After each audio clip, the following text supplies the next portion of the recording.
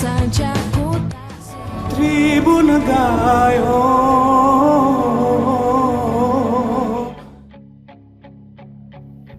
Saudaraku, ada banyak cara menyambut momen kemerdekaan Republik Indonesia. Tak hanya dengan upacara, karnaval, atau perlombaan. Seperti yang dilakukan influencer @Yohana Sicilia melalui akun Instagramnya, ia kembali membuat make up bertema kemerdekaan. Setelah sempat viral tahun lalu dengan bertema kemerdekaan dengan sejumlah transformasi make up, pada tahun 2022 ini ia juga kembali melakukan hal yang sama. Video pertamanya yang diunggah pada tanggal 13 Agustus 2021 lalu telah mencapai jumlah tayang hingga 678.500 kali. Dan video yang diunggah pada tanggal 16 Agustus 2022 telah mencapai 121.000 kali tayang.